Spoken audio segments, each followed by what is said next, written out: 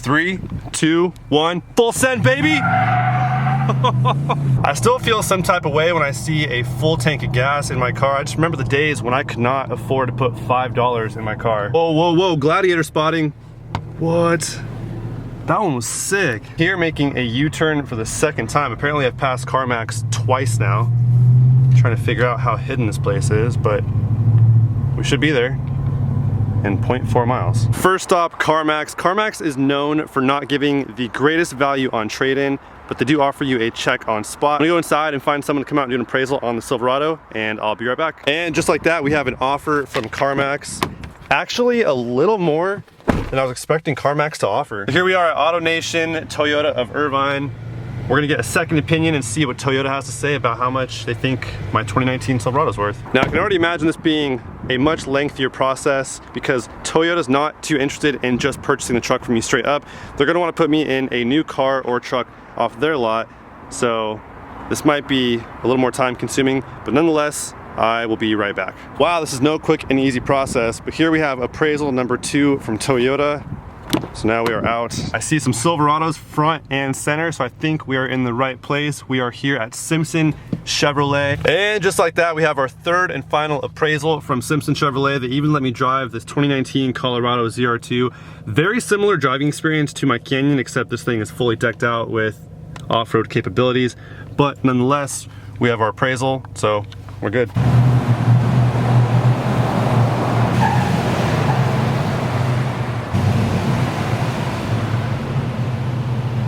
Well, I don't think we're gonna fit in the compact parking spots. Maybe my back left tire would fit in there, but this is fine, this will do. So with great success, in my hand, right in front of me, we have 3 offers, 1 from each dealership, Toyota, CarMax, and the Chevy dealership, all appraised my truck. But before we dive into what they offered me for this truck, let's talk about what this truck is. So this is a 2019 Silverado LT Crew Cab, 4x4 with the All-Star Edition. We have 2,710 miles on it. I bought this truck 3 months ago to date. It's important to note that none of the aftermarket stuff that's been installed on this truck was taken into consideration when talking numbers. So we have the aftermarket wheels and tires. They did not like the wheels and tires. We have all the chrome stuff wrapped, so front, rear bumper, the grille, and the mirror caps were all wrapped in gloss black to match the body of the truck. That didn't matter. We have window tint, we have a bed cover, we have a Magnaflow exhaust, we have a leveling kit. That stuff did not matter. I understand not giving me anything in trade-in for the wheels, the bed cover, leveling kit, tint, whatever. But this adds 10 horsepower to the wheel. Now I would like to note that this does not mean I'm in the market for a new vehicle. I'm not looking to actually sell my truck, especially to a dealership. I'm not in the market to buy a new vehicle. I'm trying to be better. I'm in a program now where I don't buy new cars anymore. If I were to sell my truck sometime between now and the near future, I would sell it private party or I would have it consigned. I would not sell it to a dealership. Dealerships are in the business to make money, not to lose money or even break even. So with that being said, let's start with the first offer from CarMax. CarMax gave me an overall condition of very good. The entire truck was in good condition. Everything was in good condition. Wheels were rated aftermarket. Front tires and rear tires were needing to be replaced. So they need to replace the wheels and tires. They don't like the wheels and tires. They're also saying they have to replace my Magnaflow exhaust back to factory because it's not California compliant. Yeah, it is, but whatever. So overall condition, very good. Front and rear tires need to be replaced. With that all being said, my appraisal offer, which is good for 7 days, was $36,000. So that was CarMax's offer. Moving on to offer number 2. Offer number 2 came from AutoNation Toyota of Irvine.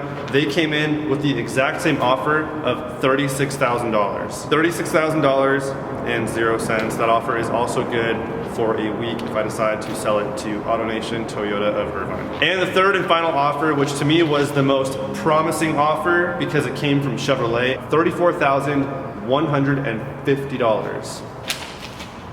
Now the Chevy offer to me was a bit of a shocker. I felt like Chevrolet has the resources of selling your used Chevrolet for top dollar, but I guess I was wrong. That's just kind of how it went in my head. Like I said, I get it. They're in the business to make money. Yes, those were the 3 offers that I received today on the Silverado.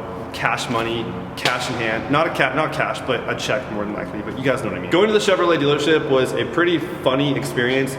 First off, when I pulled in, no one thought I was there to have my truck appraised. I had about 5 or 6 salesmen come and circle my truck, all admiring the new wheels and tires, the tailgate letters, all the minor things I've done to the truck so far. They were saying it's one of the best looking Silverados they've seen yet. And when they were asking if I was here to purchase a C8 or some sort of new vehicle, I said, nope, I'm here to have my Silverado appraised. I want to get some trade-in value on this truck right now. They were like, yeah, no one's brought a 2019 Silverado here yet for an appraisal on trade-in, so, okay. With those offers being said, I took a total loan amount of $48,512.56 out on this truck. That included the negative equity I rolled over from the Canyon's trade-in, the sales tax, the licensing fees, everything out the door for this truck. Now, yes, I could have paid off the negative equity on the Canyon before taking on the new loan. Yes, I could pay this truck off in full. Do I want to? Absolutely not. This is a big purchase. It's the biggest purchase I've ever made in my entire life.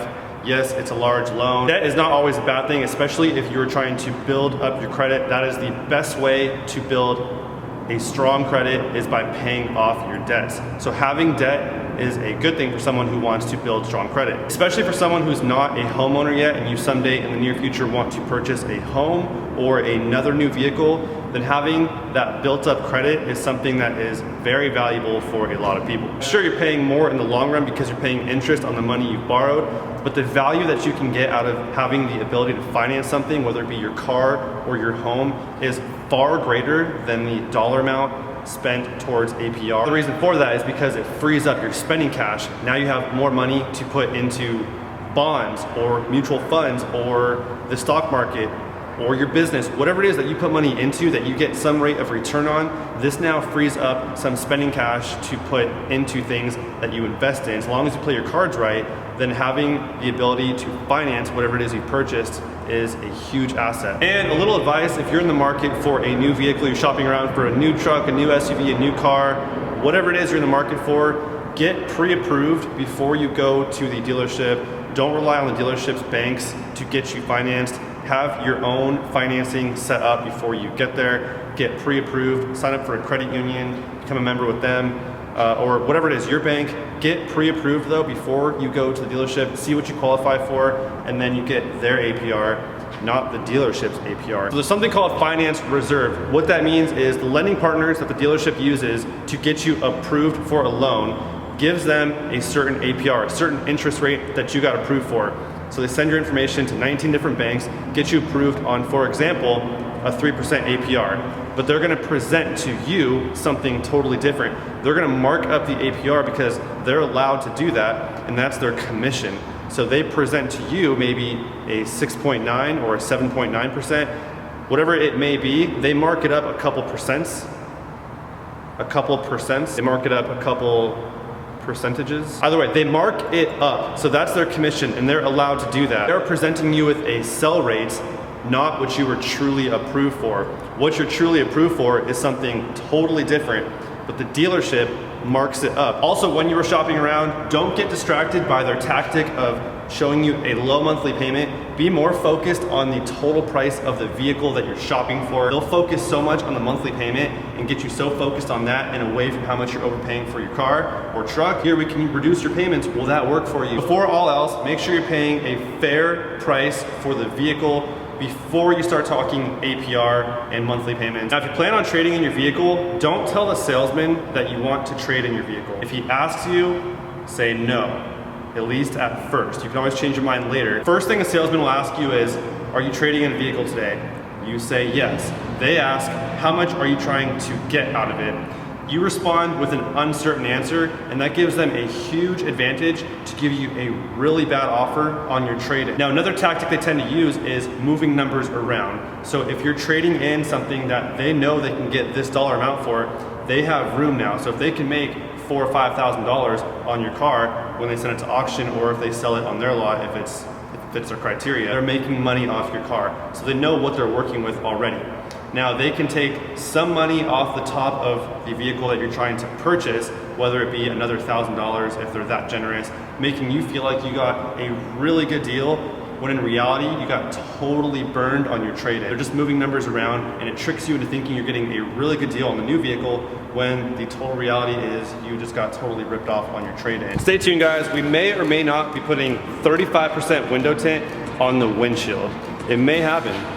It might happen like really soon. Catch you guys on the next one. Till then, peace out.